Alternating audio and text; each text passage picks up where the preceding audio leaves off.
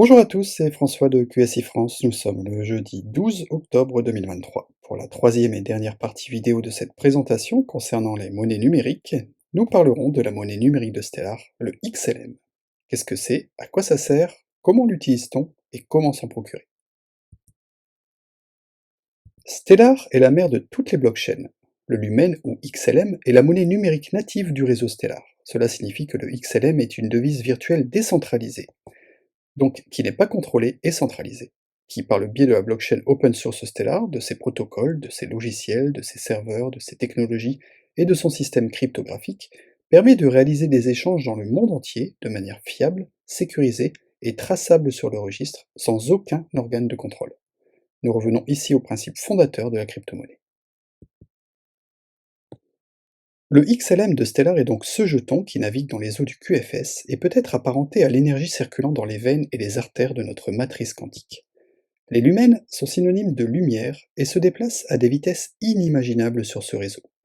Quand assez d'énergie lumineuse circulera dans cet écosystème, Stellar illuminera naturellement nos pensées, développera nos idées créatrices, façonnera notre avenir et nous fera oublier en un instant notre ancien système corrompu et esclavagiste de l'ombre. J'aime à le visualiser comme un dôme lumineux, scintillant et protecteur au-dessus de la Terre.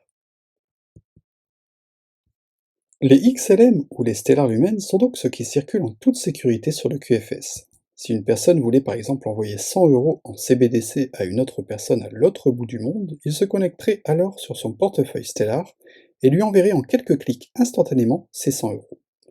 Mais si nous pouvions voir ce qu'il se passe en coulisses à ce moment-là, nous verrions sans doute ces 100 € de CBDC se transformer en d'autres jetons pour finalement se changer en XLM afin de pouvoir circuler librement sur le réseau et réapparaître dans la CBDC et la devise choisie par le destinataire.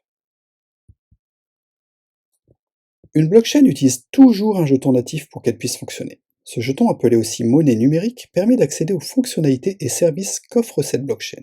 Et sur Stellar, ce n'est pas ce qui manque, puisqu'on y trouve déjà plusieurs types de tokens, dont des jetons de marchandises et de matières premières reliés à nos CBDC, des jetons des services financiers, des banques et des différents marchés boursiers, des jetons des entreprises de la tech, de leurs produits, de leurs services et de leurs projets, des jetons liés aux infrastructures, au transport de marchandises et aux énergies, des jetons des sociétés développant des technologies, qu'elles soient anciennes, cachées ou nouvelles, des jetons reliés au gouvernement et aux organisations qui y sont associées, des jetons des entreprises développant des modes de transport de toute nouvelle génération, des jetons de smart contracts, des infrastructures de paiement de l'ancien système qui seront apportés via des ponts, des jetons NFT permettant de protéger nos données par cryptographie avec la sécurité de Stellar, des jetons enveloppés qui comprennent les actifs des autres blockchains qui ne sont pas réglementés actuellement mais qui seront intégrés à Stellar pour entrer en conformité avec ces protocoles, des jetons de pont qui rapporteront des dividendes de paiement, des jetons liés au projet Aurora et Oukaz qui rapporteront des revenus passifs et résiduels, des jetons de sociétés criminelles et corrompues dont les actifs ont été saisis par les ordres exécutifs de Trump, des jetons liés aux fiducies cachées au peuple de la Terre, et des jetons de récompense et de fidélité.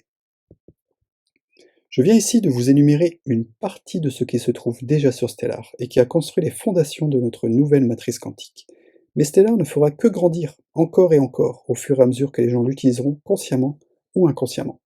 Tous ces jetons font partie, d'une manière ou d'une autre, du plus grand transfert de richesse que l'humanité n'ait jamais connu.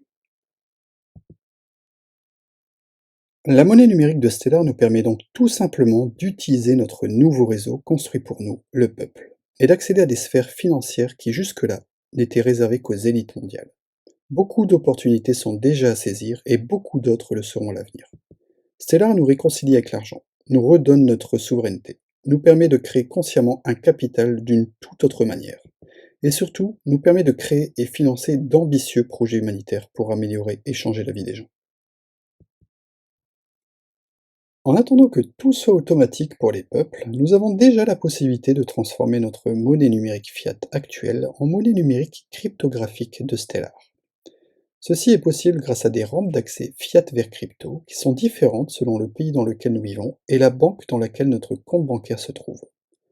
Acheter des XLM nous permet d'intégrer le QFS et d'accéder à des services financiers inaccessibles autrement. Dans un monde financier purement physique, notre argent ne pourrait pas voyager dans le monde entier 24 heures sur 24 et 7 jours sur 7. Les personnes qui vivent dans des économies basées en grande majorité sur les espèces n'ont souvent pas accès aux cartes ou aux comptes bancaires.